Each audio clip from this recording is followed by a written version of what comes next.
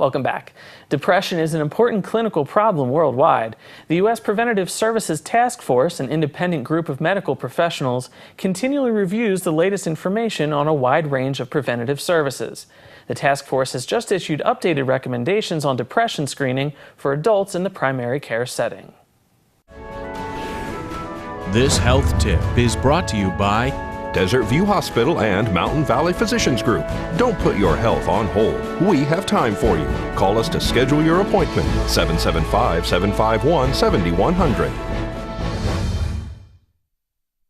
Depression is a really important health topic in the United States and worldwide. It's one of the leading causes of disability in adults and is oftentimes under-recognized and undertreated. Adults visiting their primary care provider should at some point be screened for depression. The primary care doctor has an important initial role in identifying people with depression and then directing them towards treatment and appropriate follow-up. Preventive Services Task Force always evaluates both the potential benefits and the potential downsides of any clinical preventive service. Dr. Michael Pignoni, one of several members of the U.S. Preventive Services Task Force, says the group continues to recommend that adults 18 and older be screened for depression. There are a number of instruments that are available for providers to use systematically to help detect unrecognized depression in adult patients. There are effective treatments available for people who screen positive for depression. We have additional evidence about the effectiveness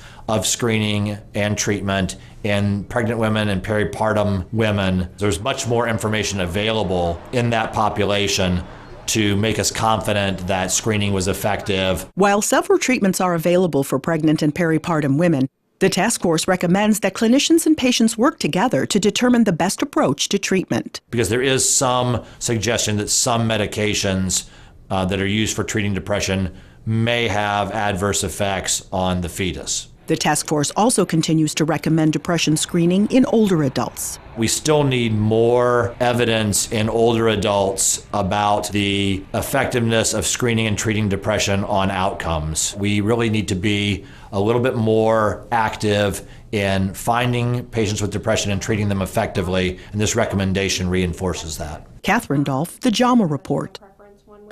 The task force recommends depression screening be implemented with adequate systems in place to ensure an accurate diagnosis, effective treatment, and appropriate follow-up for patients.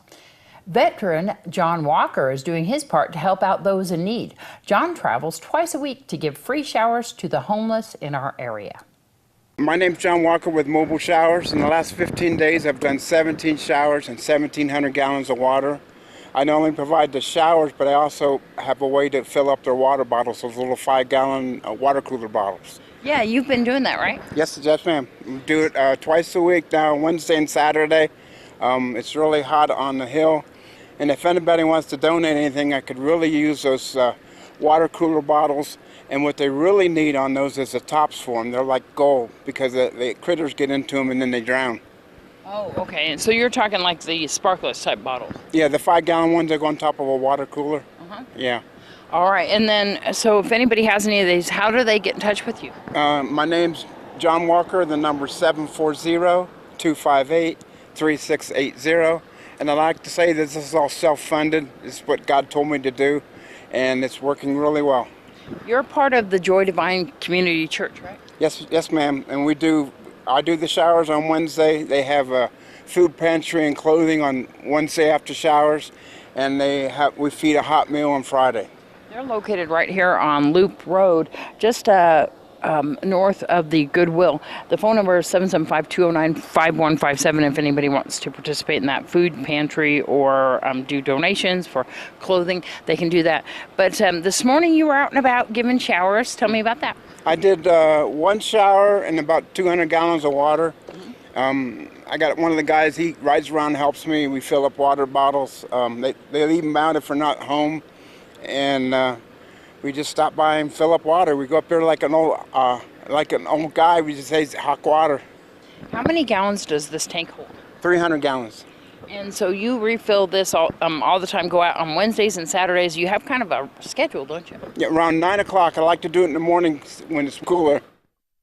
Law enforcement agencies statewide will be joining forces and focusing on distracted drivers from July 22nd to August 8th. And the Nevada Highway Patrol will be working diligently to urge motorists to keep your eyes on the road and put away cell phones or other items that can cause distractions. 5 seconds is the average time your eyes are off the road while texting. When traveling at 55 miles per hour, that's enough time to cover the length of a football field blindfolded. According to National Highway Traffic Safety Administration, during 2014 in the United States, 3,179 people were killed and 431,000 were injured in motor vehicle crashes involving distracted drivers. Please remember that the phone call or text can wait until you have arrived at your destination safely.